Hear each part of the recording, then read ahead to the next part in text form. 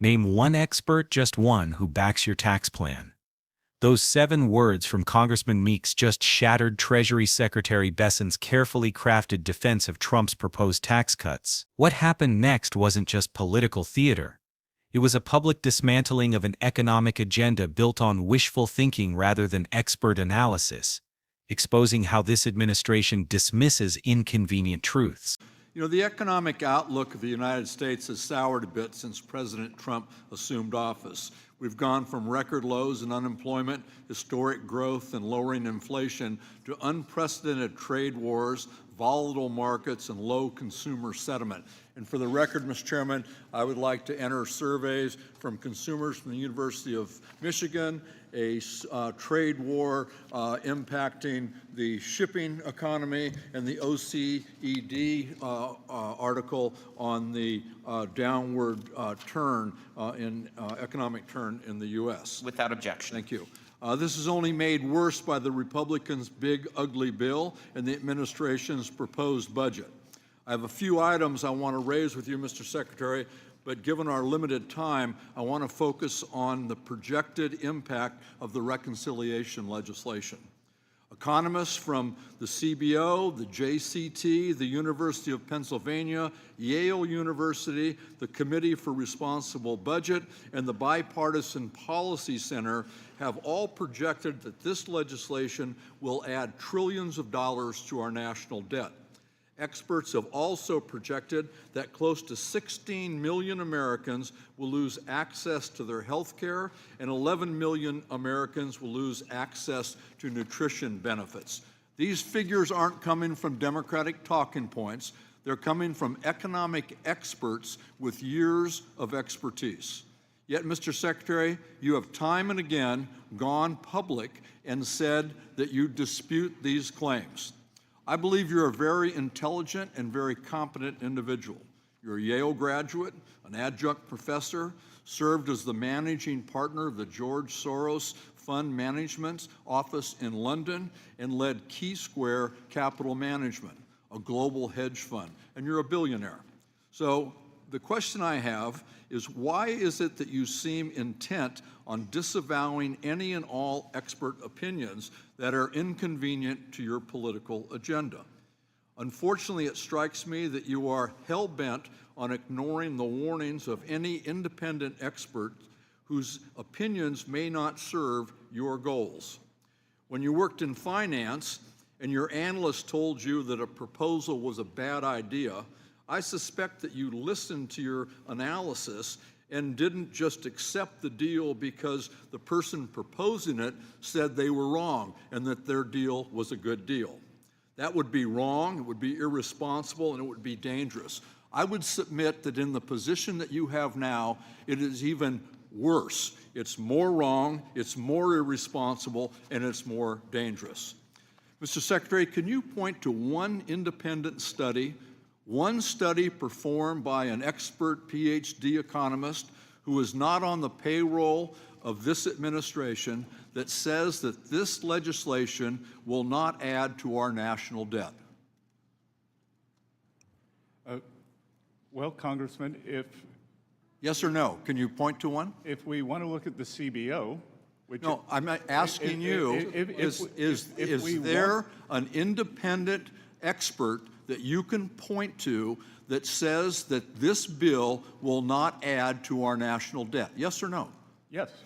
There is? Yes. What are they? Art Laffer. Pardon me? Art Laffer. Art Laffer? Great. That, I don't think that one counts. Mr. Secretary, did the 2001 Bush tax cuts add to our debt? Sorry? Did the 2001 Bush tax cuts add to our debt? Yes or no? Again, Congressman, yes or no? I think it's important to look at framing here. Okay, I'm reclaiming my time. It's clear that you're not going to answer the questions that are asked. And let me make it real simple for you. The Bush tax cuts added to the debt. The second round of Bush tax cuts added to our national debt.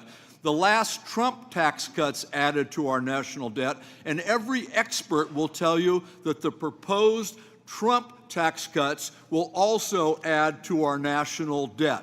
That is the honest answer, and I would have expected you could have just given us a yes or no on whether or not these preposterous tax cuts that will benefit clearly the most wealthy people, the people who don't need a tax cut in this environment, will add to our national debt. This is bad public policy, it's bad for the American taxpayers, it's bad for our economy, and it's atrocious for our future in regard to the national debt, and I yield back.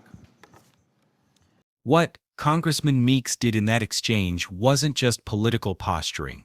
It was a masterclass in exposing the dangerous gap between economic reality and political messaging. When he asked Treasury Secretary Bessent to name one independent expert supporting the administration's tax proposal, he wasn't fishing for gotcha moments. He was illuminating a fundamental problem with how this administration approaches economic policy. The question itself revealed layers of institutional breakdown. First, the complete disconnect between expert consensus and policy direction. Meeks rattled off a list: CBO, Joint Committee on Taxation, University of Pennsylvania, Yale, Committee for Responsible Budget, Bipartisan Policy Center, all projecting the legislation would add trillions to national debt while stripping healthcare from 16 million Americans and nutrition benefits from 11 million more. These aren't partisan outlets. They're the institutions that provide the analytical backbone for responsible governance. When Bessent finally offered Art Laffer as his lone supporting voice, the moment crystallized everything wrong with this approach. Laffer, architect of supply-side economics and the discredited theory that tax cuts pay for themselves, represents ideology masquerading as expertise. Meeks' dismissal, "I don't think that one counts," wasn't partisan rhetoric. It was recognition that citing the person who created a theory to defend that same theory isn't independent analysis. The broader pattern Meeks exposed is systematic dismissal of inconvenient expertise. When professional economists, budget analysts, and policy researchers reach consistent conclusions that contradict political goals, this administration simply ignores them. That's not governance. It's wishful thinking with catastrophic consequences for public finances and vulnerable populations. Meeks drew a crucial parallel to Bessent's private sector experience. As a hedge fund manager, Bessent would never ignore analyst warnings about a bad investment simply because the person proposing the deal insisted it was sound. Yet in public service he's doing exactly that, dismissing expert analysis because it conflicts with predetermined political outcomes. The irony is stark. Someone who made billions by following data-driven analysis now champions policies that fly in the face of similar expertise. The historical context makes this even more damning. Meeks systematically walked through decades of evidence: 2001 Bush cuts, 2003 Bush cuts, 2017 Trump cuts, all adding to national debt despite promises they would pay for themselves. Each time proponents claimed this round would be different. Each time the experts were right and the politicians were wrong. Now we're being asked to believe the same discredited theory will somehow work this time. What's at stake isn't just fiscal responsibility but institutional credibility itself. When Treasury secretaries dismiss expert consensus without substantive rebuttal, they undermine the very analytical infrastructure that makes sound policy possible. Career economists see their work ignored. Academic researchers watch their findings dismissed. The message to anyone considering public service becomes clear: expertise matters less than political loyalty. The human cost of this approach extends far beyond budget numbers.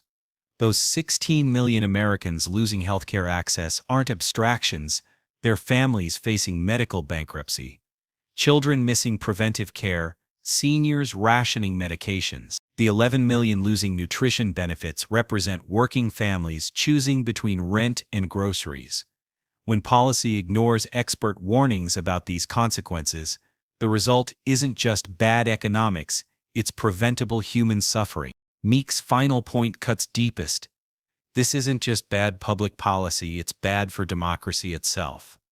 When expertise becomes subordinate to ideology, when analysis gets dismissed for political convenience, The foundation of evidence-based governance crumbles. Citizens lose trust not just in particular policies but in the entire system's capacity to solve problems rationally. This moment represents more than one congressman challenging one cabinet secretary.